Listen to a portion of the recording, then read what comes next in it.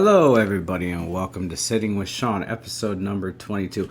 I know I said the last episode was episode number 22, but that was a mess up on my part. I looked at the numbers, I was like, oh man, I messed it up. But hey, it is what it is. Small kinks in the road. But today I have a very special guest. Her name is Tina Bell. Tina, welcome. Thank you. And thank you for being here. You are one of the guests that I was like, I want to get on my show. And we had some scheduling deconflictions we had to do and had to push it back a little bit a few times. But, I'm actually happy to have you on the show today. Thank you. I'm happy to be here. Um, so, Tina, would you like to give a formal introduction of yourself? My name is Tina Bell. I am a 40-year Alaskan, um, proud mom, and really just at a good place in my life and really happy with where things are for me.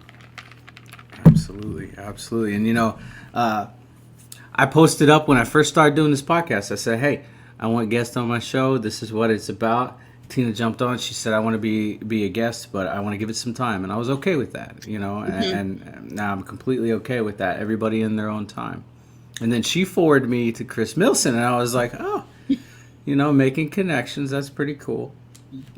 And through time of knowing Tina and talking to her a little bit here and there, uh, I was down in Nashville, and Tina said, "Hey, you have a package in the mail.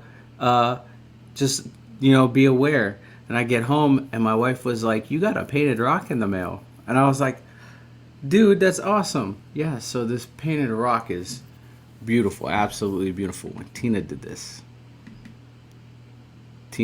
and normally, and I took it down for this special occasion because I wanted to show it on camera. But normally, it sits right behind that title, right in front of my AA Big Book. This is my first gift from a guest, and I am completely humbled and grateful that you sent that to me. Thank you, Tina. You're welcome. Now, a little bit, why do you do the painted rocks before we get into it? Um, I in my teens I was introduced to art therapy Mhm. and I did it on and off, and then I got to a point where it became a normal thing for me to do. I at some points in my life struggled with self-harm thoughts, and I had a really good friend say something to me, which is when you want to pick up something to harm yourself, instead pick up the paintbrush. And that's where it went, and I paint every day. That is that is amazing, and that's pretty awesome. That's a good saying, a good thought. I know in addiction, we say instead of picking up and using, pick up something else, whether it's go to a meeting or pick up the phone. The phone's 1,000 pounds sometimes, right? And Mm, to make that call and say, "Hey, look, I'm going through some stuff. I need somebody to talk to." But it's more beneficial to talk than it is to relapse. yes. So, um, once again, I want to thank you for this rock. It's absolutely beautiful. My wife was blown away by it. She was like, "That is one of the most beautiful things I've ever seen painted on a rock." Nice. Yes, yes. I share just about everything with her. She watches all the episodes when they come up, Okay. and so she gets to see the journey of where we're at and get inspired by other people. So she's Nice. definitely looking forward to watching this episode. Amazing. All right, Tina. So let's get into it. What was it like in your mental health crisis? Um, well, I can pinpoint when the recovery happened, Mhm. but as far as having mental health struggles, I can actually date that back to almost kindergarten age. I remember coloring. I remember very vividly coloring on a piece of paper with the big, like the thick crayons that they give little kids, the jumbo crayons. Yeah. Um, and I remember in the middle of coloring my picture, I just stopped coloring. I felt sad for no reason. And then a few minutes later, I felt better and I kept coloring. And even though I was little, I knew something was weird and I wasn't sure what was going on. As I grew up, there became more and more signs that just Feelings were weird, things were weird, um, stuff happened. And then there were several moments that were kind of really big flags had I been in a good enough place to pay attention. Does that make sense? Yeah. But the the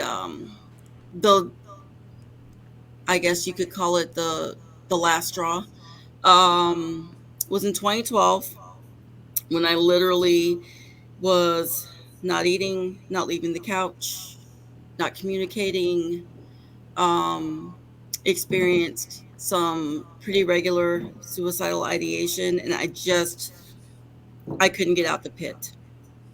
Um, and I ended up going to the hospital to get an evaluation, and they recommended that I stay. And I didn't really think it was necessary. My family did, and I stayed, and that was the pivotal turn for me. Awesome. Um, so we're 10 years later. It's been a lot of work. Um, it's been a lot of vulnerability, which not a fan. Um, but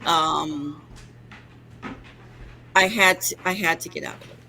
I had to get out of the way I was living, the way I was thinking, and not functioning. Absolutely. Yeah. And, you know, I can remember as a kid, like feeling that way, you know, feeling like just that deep sadness, right? Like Yes, you can't explain it. Can't you explain it. can't. It's just it's there, and then one minute, you know, that happened one minute, and then the next minute you're fine. And that's very confusing, especially being a child. Absolutely, absolutely. Um, because not only can you not explain it, you don't understand the feeling, so then you can't make anybody else explain it, so then no one else can help you. And it's like kind of what I would refer to as like an inner turmoil cycle. I'm basically just cycling sadness within myself with no way to, you know, kind of like the lights, the planes that kind of guide the planes in. I got no way to wave to anybody. I need to be guided. I need to be directed. I need to be helped. And so it was, and as you know, as with a lot of people, I didn't look sad for a while. I might have looked angry. I looked rebellious. I looked frustrated. I did not look sad. So how, you know, it's hard to, I really couldn't blame other people for not being able to help me because they didn't see what I was feeling. Yeah. Yeah. Um, and I refer to that as the mask. Okay. That we put this mask on so other people don't know that there's something wrong with us. Mm-hmm. And I know I Yep. did that for a long time, and I refuse to do that anymore because, and that doesn't even matter with any emotion. So if I'm happy, I'm taking that mask off. If I'm sad, I'm taking that mask off, because if I hide behind that mask, I get comfortable in that mask, and then I start to fall down that pit again. Well, I realized that the mask is actually for other people. Yeah, It's not for me. yeah, And and it's why it was detrimental. mhm, And I just got to a point where I refused to apologize for feeling. I refuse. I'm sad today. I'm upset today. I'm nervous or distracted or irritated. And I think part of what it came to was whenever I had a strong emotion, it was kind of thrown in my face of I was feeling things that I would see other people express frustration, but I was wrong to feel it because I was either feeling it so strong or it was kind of like, well, you know, you've got some problems, so you need to calm down or you need to redirect. Or so it's like, actually, no, I don't. I have a right to feel how I feel, just like you have a right to feel. And just like you, I have a right to not be criticized for it. absolutely. And I think that it's absolutely terrible when people get criticized for the way that they feel or the emotions, because they can't control those things. That is correct. Those are naturally occurring things. You know, there's a thought that goes into it that leads us to where we're at. But the reality is I can't control my anger, can't control my sadness. You can't control that either, and so to be criticized for it makes it harder to be vulnerable. That vulnerability that you spoke about earlier, Mm-hmm. it makes it harder to be vulnerable because at one point you're like, I really just want to talk about it, and then you talk about it, and it's like, well, this got thrown back in my face. Yes. Why do I open up again? Yes. Yes. And then on my way to being where I'm at today, a lot of the other stuff I ran into was I really had to start teaching myself to justify why I had a right to speak up, because that's not something I was taught, or growing up. I wasn't um I had stuff like bullying and stuff like that. So I was taught early on it's best to just be quiet. And it took me, past the age of 40 to start saying, like, wait a minute, this is not okay. Yeah, absolutely.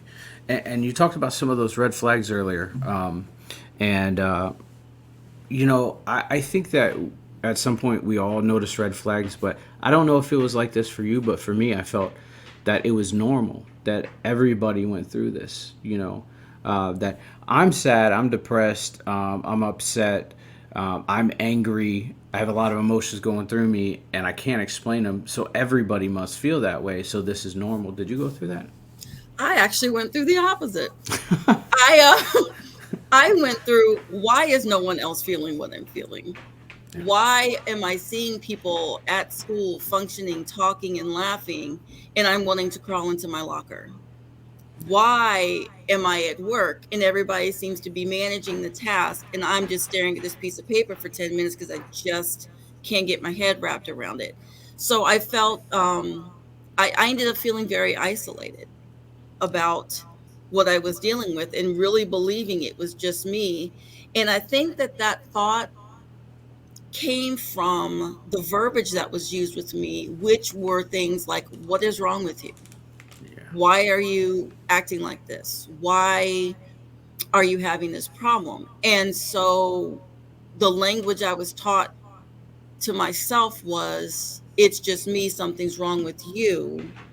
So yeah, I had the opposite experience of you, but of course both our journeys are valid, so that's okay. Yeah. So you talked about language, and I'm a huge advocate for language. If the language isn't there, the intention could be great, but you create a a barrier between you and the person that you're talking to. So if you came to me and you said, "Why are you mad?" I don't want to talk about it because you asked Hmm. why am I mad. Like, if you ask what emotions are you going through, okay, well maybe I can open up and talk about those a little bit. Mm. You know what I mean? Hmm. And it's about changing the dynamic of of the conversation instead of when you put somebody on the spot and you say why are you like this, then Hmm. that they automatically go into defense mode, and so I can relate to the way that what you were saying. And how has the language of the way people approach you, how has that really changed the way that you're thinking now? Um, One of the first lessons I learned was I had to learn to listen to what people were saying, and not how. And I had to accept that as much as I couldn't express it appropriately, they weren't trained to ask appropriately either. So when I'm being told, you're overreacting, what is the big deal? They're actually trying to say, I don't understand you. But I had to realize that for some people, the asking was the caring. The words didn't make sense. The tone might have been off. The frustration may have been a reaction to how I was dealing. But I really had to stop and ask myself, are they asking out of concern? And what I learned to decipher was the people who asked me and stood there and waited for the answer were the ones that deserved the answer. Hmm. And if you're asking me just because you're frustrated with what I'm doing, you're just expressing your own stuff, but you don't care. Yeah. And you're exactly right that why for me is a triggering word. Why are you doing that? Why are you acting like that? And it's because you expect me to understand something I don't understand. Mm-hmm. So if I can't explain it to myself, you really don't have a right to get frustrated that I can't explain it to you. So, Exactly. Especially in a crisis, right? When you're in yes, the middle of a crisis, yes, and and I was gonna hit it, go into that is like those practices that we learn when we're going through our recovery and stuff like that. Those are mhm, perfect world settings where you're both sitting there and you're talking, and you're able to communicate, and there's open lines of communication. Everything is fine, but learning how to do that when you're in a conflict, that's super hard. And yes. it's hard to step away from that and be like, okay, is this person really, do they really have my best interest at heart, or are they trying to hurt me? And that's, I don't know if you've had a difficulty doing that. In crisis, what I learned was at some point, um, I my sentence was I'm mad. I didn't know any other feeling words. I didn't know any other way to express it. I'm mad. And I wasn't necessarily mad about what was going on. I was just mad that I couldn't say what it was. So, with some work and with some practice, what I ended up doing was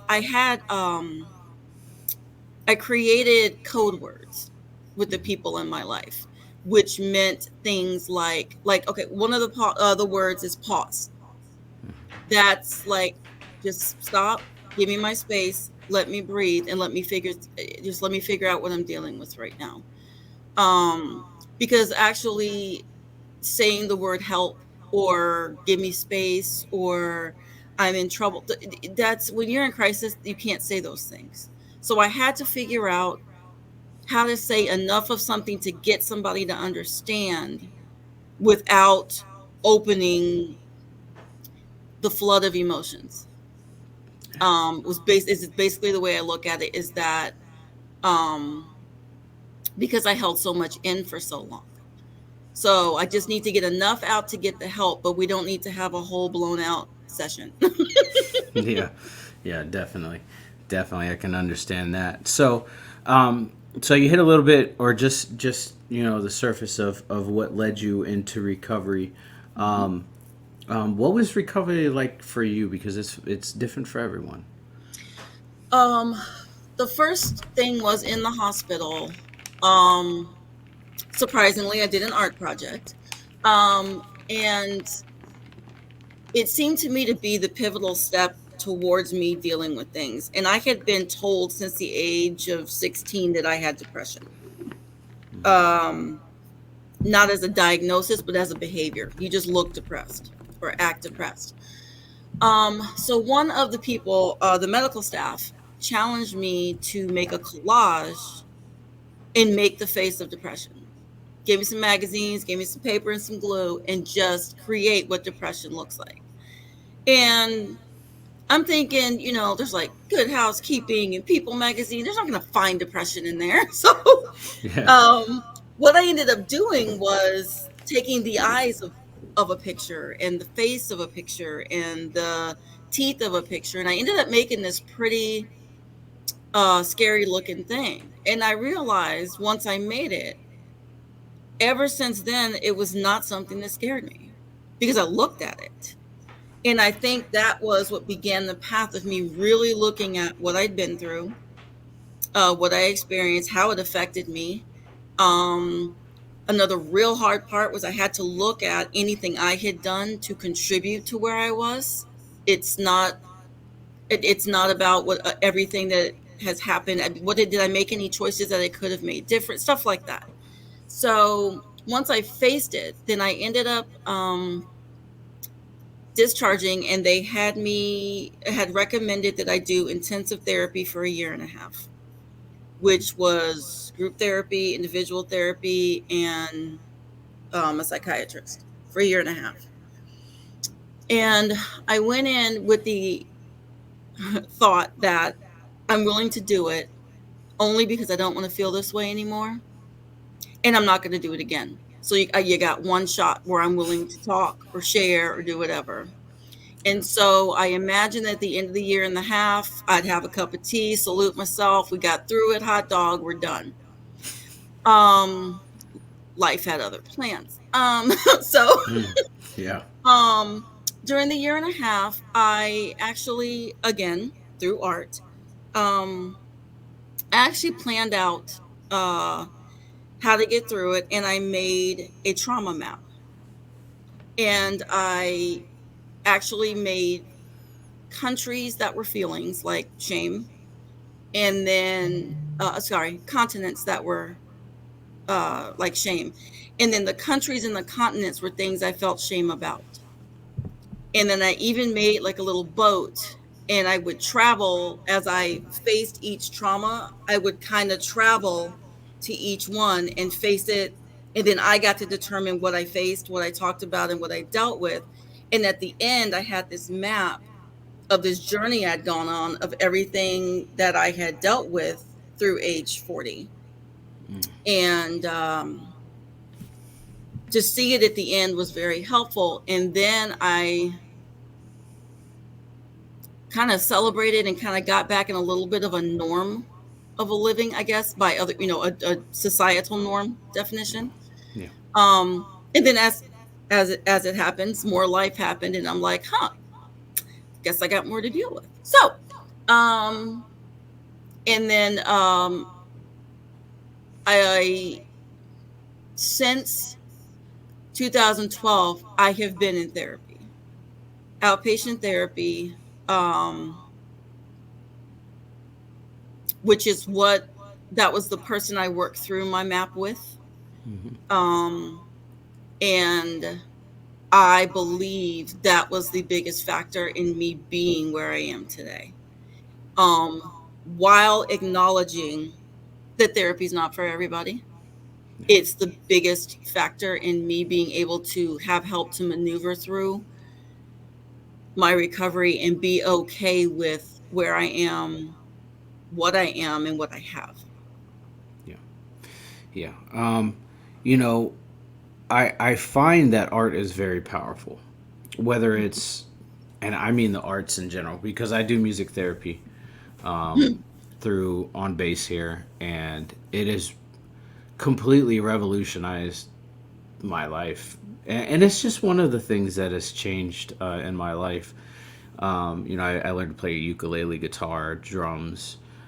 I write a little bit and I sing a little bit. And I find that when I put it all out there, that yeah, it might hurt in the process, but on the end, I'm able to look at this thing that I created, right? Look at this thing I created. It may not be a masterpiece. It literally could be a jar of mud, but it's something that I created, and I'm like, I created this from the way that I feel, and it's beautiful to look at. The process is hard, and I don't know if you went through that, but the process is hard. Yes. Kind of the way that I kind of remind myself, or what encourages me to pick up paintbrush. I When I feel like I'm surrounded by or consumed by ugliness, I have to find beauty somewhere.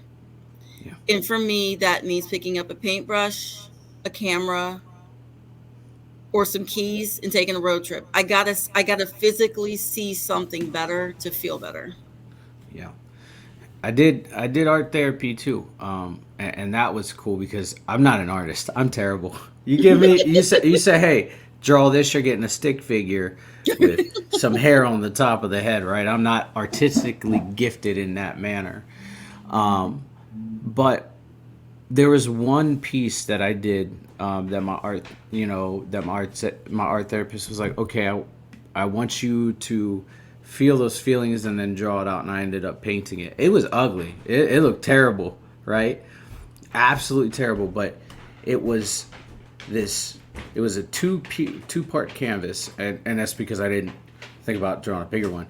But it's two-part canvas put side by side, but there's a reason behind it, and it was a pit, just this black hole in the middle of the two pieces separating. And on one side, you had what looked like a demon, or like a demon face coming out of the pit. On the other side, you had a person trying to crawl out of it. And she looked at me and she said, "Well, what does that mean to you? And I said, we only see part of the picture when we take one away. We only see, Mm, when we take one side away, you only see that the guy's struggling and he's trying to get out of the hole. mm-hmm. You have the other piece without the first one, and all you see is there's a problem. When you put both of them together, you begin to see the problem and the person trying to get help. And it's only until you can actually see the full picture. It was ugly as hell. Like, I'll admit that it was the ugliest thing I've ever I could concept, but it meant so much. And it's actually upstairs in my Mm-hmm. I have a little art area that I don't use. And then I also did sculpting, and I don't know if you've messed around with sculpting, but sculpting, I like getting my hands dirty, so that's one of the things I made. I don't know if you like Marvel or DC, like the comic book movies, Oh yeah. but Mm-hmm. okay, I made the Infinity Gauntlet Okay. with the stones and everything like that, and I Mm-hmm. took it I took it in to my art therapist, and I told her, I said the Infinity Gauntlet is just a symbol, right? But I said I find a different meaning behind it, and she was like, well, what do you mean? And people,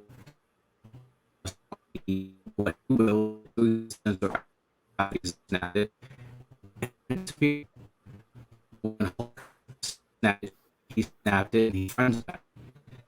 And I said when Tony Stark, snapped it, he wanted all of Thanos' army going, and boom. I said the gauntlet has nothing to do with power. It has everything to do with will. So if you will it, it happens. And she was like, wow, I'm a deep thinker. I think Yes. Yeah. these are things I think about when I'm by myself. Yeah. I find myself seeing more in things than most people. Um, I'm a I'm a Star Wars nut. And I will watch it and then stop and explain to people, did you understand the symbolism of that moment? Did you? Did you? That was so amazing. You brought up Marvel and DC. I was deeply like into the Doctor Strange movie. Yeah. I don't know what his power and all that other stuff and the multiverse. That's fantastic, but I could not get off the fact that what he wanted to control was time with the whole watch thing, Yeah. and then losing control of that was how he gained power, like letting go of needing to control. Like, I totally like psychologically evaluated that movie. um so I get what you're saying about seeing like deeper into stuff than some people. Yeah, absolutely. um I tried sculpting. I ended up in tears, so I walked away. Um, I don't have the brain capacity to look at something and know what to take away to leave stuff. Hmm. So that's not an art that's worked out for me very well. Um, but you were talking about music, which I totally, my mind went a different direction than you did. I thought you were going to say listening to music. I didn't know you were making it. So that was exciting to hear. When I first started doing music therapy, when they brought the concept to me and they said, "Oh, do you want to do music therapy?" I thought the same thing. I was like, "Am I gonna sit in a room in a circle and meditate and listen to these bells and chimes go off? Is that what we're gonna do?" And she said, "No, you're gonna learn music." I said, Mm. well, "How is this gonna benefit me?" And I found out that it creates new neural pathways in the brain to help your memory. To create music? Yeah, playing music, when you learn chords and you learn patterns on the drum, and you learn everything, it creates new neural pathways in the brain to help your memory out, and it's worked because my memory was terrible. Interesting. Okay. Yeah, it's pretty cool. It's pretty cool stuff. um and you talked about taking photography, or doing photography, and one of the things I noticed, and you have a Facebook page about it, is that you go around, you travel Alaska, and you take pictures. Yes. That is amazing. Some of the pictures that you've taken are absolutely stunning, beautiful. Oh, thank you. You're welcome. Um, I yeah, I have to be real cognizant when I do photography because I will just be driving and see something, and I'll just pull over. I got to capture it. I got to get an angle. I've laid on the ground. I mean, people, there are people who looked at me and I'm sure they want to ask me if I'm okay. Because I'll just be leaning sideways with a leg in the air to get the angle on a bird or, stuff like that. So, but it's just another way for me to find and present beauty. Just to have something beautiful sitting in case I or somebody else just needs to be reminded that there's beauty somewhere. And what started you wanting to do photography?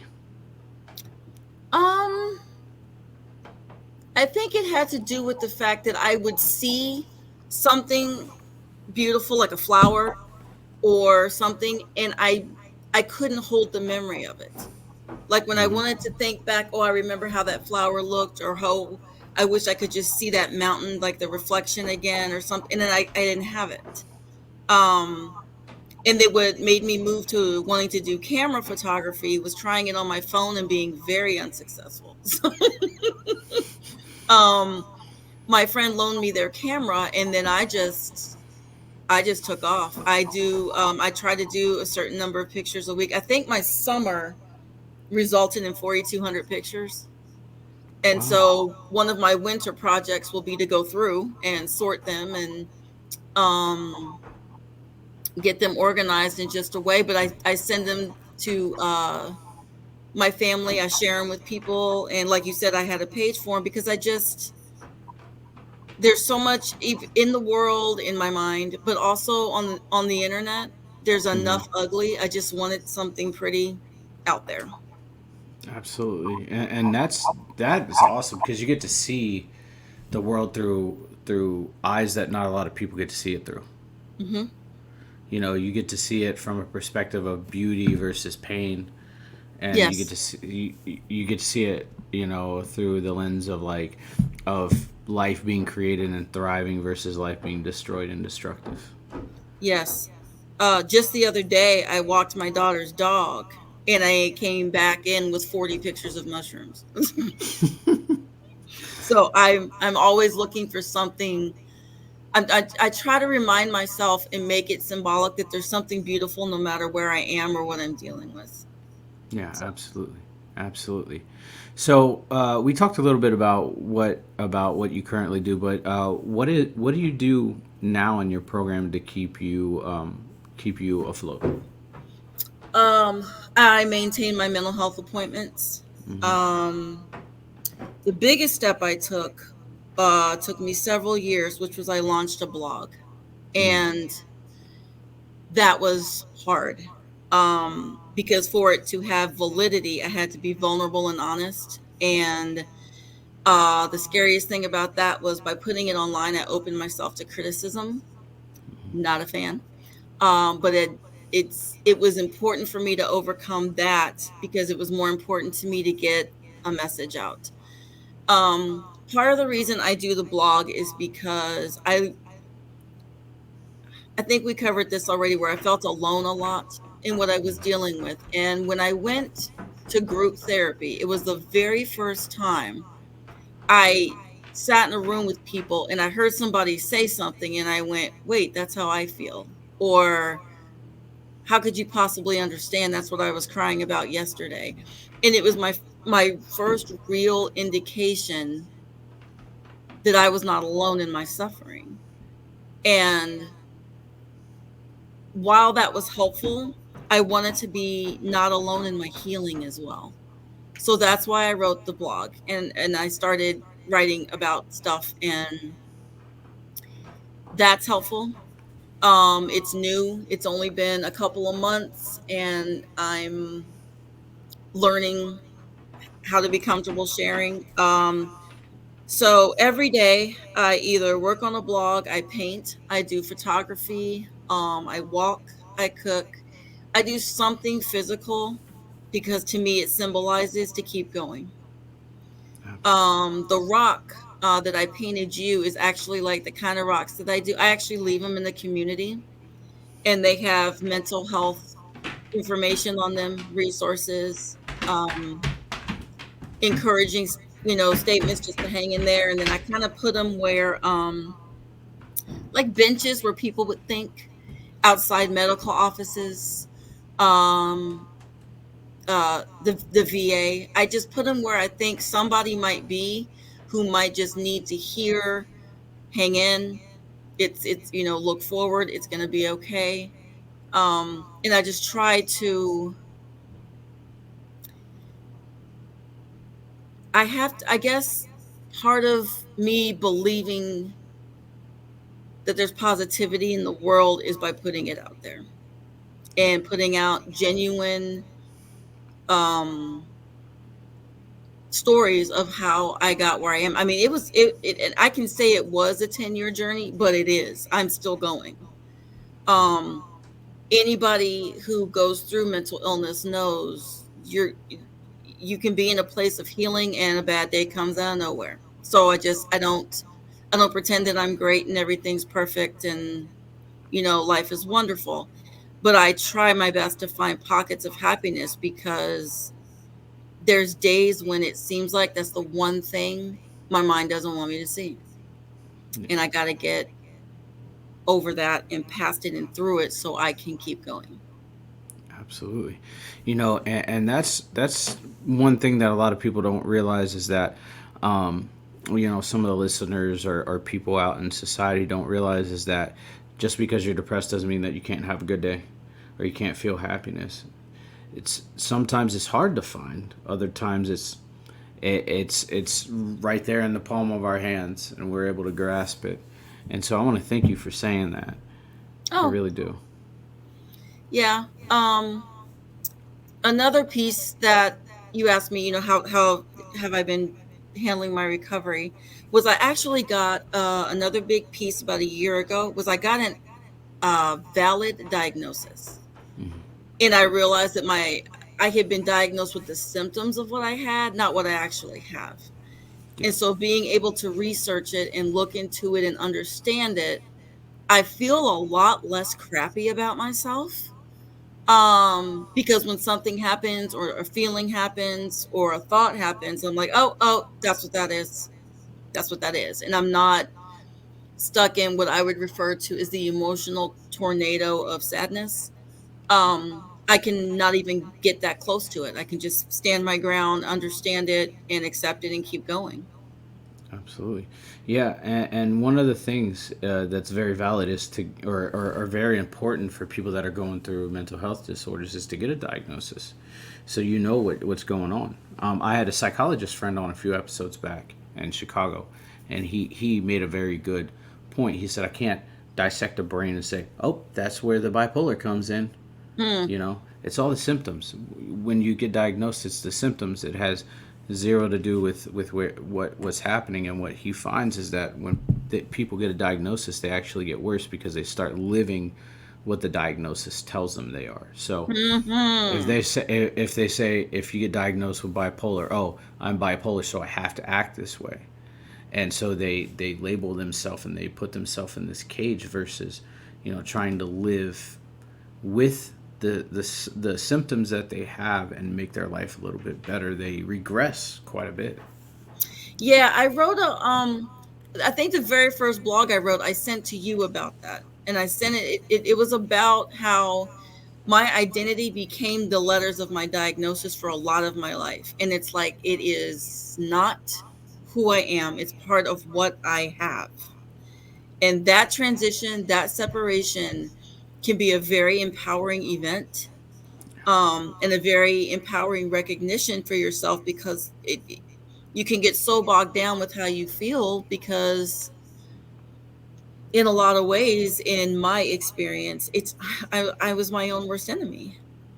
Yeah, And how yeah, can you pick yourself up when you're the one helping yourself stay down?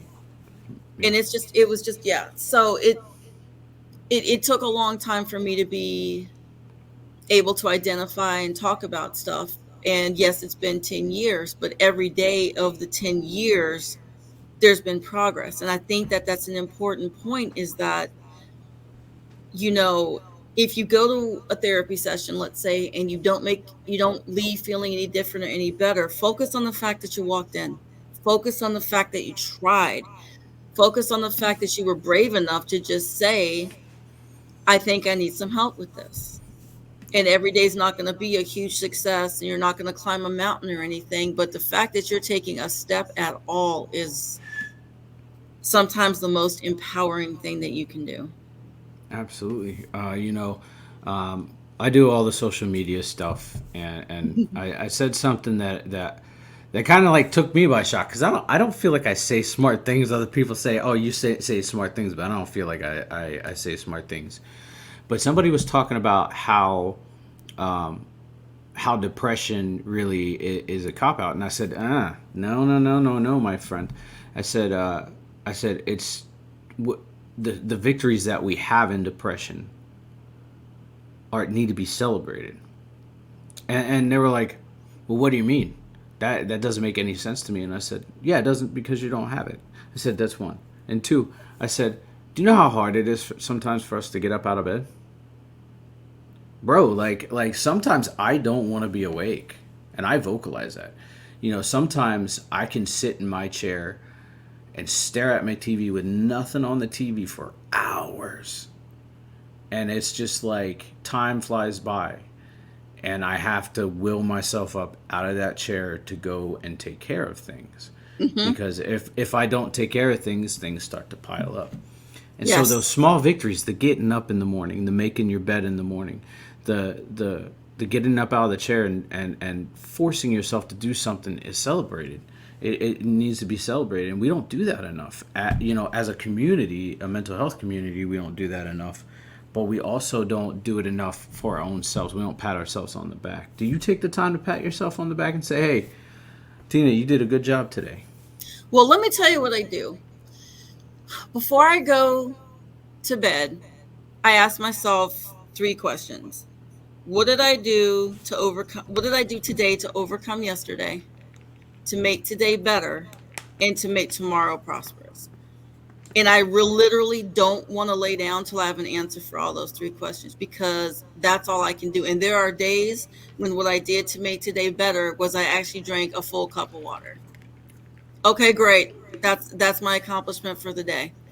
Um, there's other days where I got dressed in different clothes. Well, hallelujah. That was my thing today. Um, and I do have to consistently pat myself on the back for small things because with my depression, the victories aren't visible. They're really not. The things that are a big deal that I did aren't really visible. Right. Um, and so I do that. I high five myself every time I finish therapy because, as I said before, vulnerability is not, I'm not a fan, but I have to be vulnerable to get healed. I really do. So yeah, I do things. I I will, probably allow myself like some ice cream or something for doing this podcast today because I was very nervous. Oh yeah, do um, that. Eat that ice cream. You yeah, deserve it. but I think it's important because other people spoke to help me understand the importance of healing, and I just feel like after going through everything I've been through, it's it's my responsibility. It's my responsibility to find a way to put a word, a phone number, a story, an episode, just anything I can do to help people understand not just the importance of healing through what they've been through, but that they deserve to do it. That they deserve to do it. You deserve. And I can't remember who I heard it from. I think it was Mel Robbins is a lady I read a lot of. But she said something and I literally read it and I sat there and cried because I realized I didn't even believe it. But she said, I believe it was her, said, happiness is your birthright. And I don't think I had ever felt that way. Yeah. I could felt like at times I was just assumed that I was just going to be sad. That was going to be my identity. Oh, well, live with it. Try to cope the best you can, suck it up and move forward. But happiness was my birthright. And I remember thinking, You're darn right it is. It absolutely. I'm the only one that can define what that means. And so that's one of the reasons why when you were like you were looking, people want to be on the show and on your podcast, and I was like, absolutely. If he's brave enough to listen, why would I not be brave enough to talk?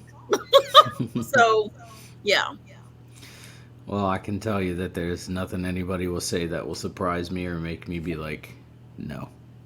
Uh, Hmm. I, but you hit on happiness as a birthright, and I fully support that. I believe that everybody deserves happiness. Everybody deserves a happy life, a good life, um, with the exception of a few subcategories, and we'll leave that out. But I think everybody deserves a happy life. Everybody deserves to be happy and healthy within their own confines, and happiness looks different for everybody. Some people could be happy with $1 million and they're okay, and Hmm. me, I can be happy. I mean, I don't want to be, but let's just say, I was homeless for some reason, and I just had my wife and my kids. I'd be happy because I was surrounded by the people I love, Hmm. and that's all that matters to me. And like I said, happiness looks different to everybody, and success looks different to everybody.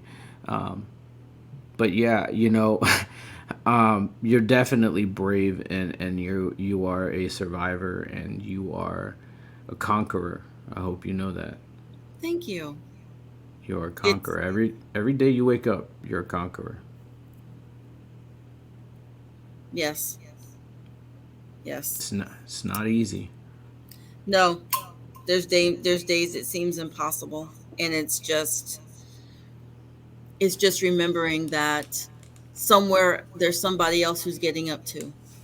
Yep. So let's get up and keep going as a unit. Let's get up and keep going as a team. Let's get up and keep going as warriors. Let's get up and get out.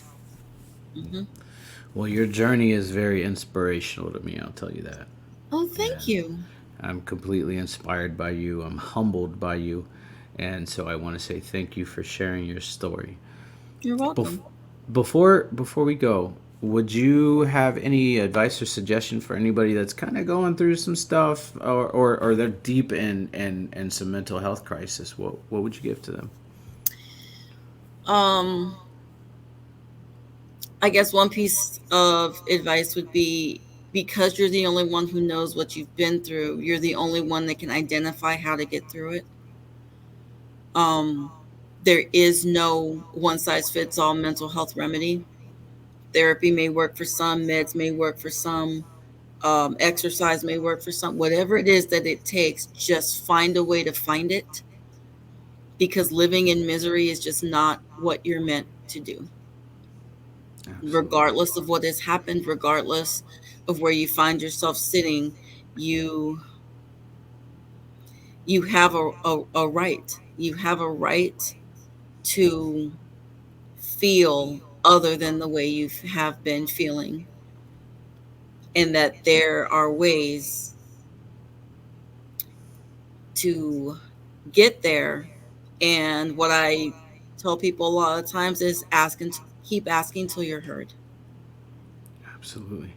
Because if the first Absolutely. person you ask doesn't hear you, it doesn't mean stop. It just means keep asking.